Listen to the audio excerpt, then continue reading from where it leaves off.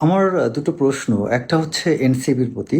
আপনারা এনসিপি যারা আজকে গোপালগঞ্জে সেনাবাহিনীর ভূমিকাকে যথেষ্ট মনে করছেন না, কেন সেনাবাহিনী আরও অ্যাগ্রেসিভ ভূমিকা রাখলো না, এটা নিয়ে আপনারা সমালোচনা করছেন। আপনারা কি বলবেন 5ই আগস্টের পূর্বে এই সেনাবাহিনীর এই ভূমিকাটাই যদি সেনাবাহিনী নিত, তাহলে আপনারা কি করতেন? তাহলে কি আপনারা এই সেনাবাহিনীকে আজকে ঘৃণা করতেন না?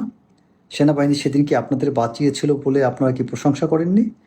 একই প্রশ্ন আবার আমার আওয়ামী লীগের, ছাত্রলীগের অনেকেই আমাকে টেক্সট করেছেন যে গোপালগঞ্জে যেটা হলো এটা তো সেনাবাহিনী ঠিক করেনি।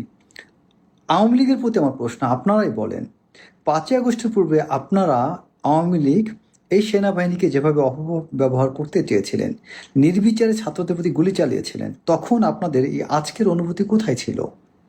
সো এনসিপি এবং আওয়ামী লীগ, প্লিজ আপনারা সত্যটা উপলব্ধি করেন। যাই হোক, আমাকে ফেসবুকে দুই ধরনের মানুষ ফলো করে, একটা হচ্ছে আওয়ামী বিরোধী আর একটা হচ্ছে আওয়ামী পক্ষের।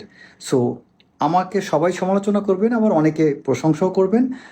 তার মানে আমি সত্যের পথে আছি, কারণ যখন আমার সমালোচক থাকবে তখন বুঝতে হবে আমি চাটুকারিতা করছি না, যখন কেউ প্রশংসা করবে তখন বুঝতে হবে হয়তো বা সত্য বলছি আমি। সো একমাত্র মুনাফিক পারে সবার মন জয় করতে, নিরপেক্ষ কেউ পারে না। তবে এনসিপি আওয়ামী লীগ দুই পক্ষই এখন হিপোক্রেসি বা হিপোক্রেটের ভূমিকা পালন করছেন। ভালো থাকবেন।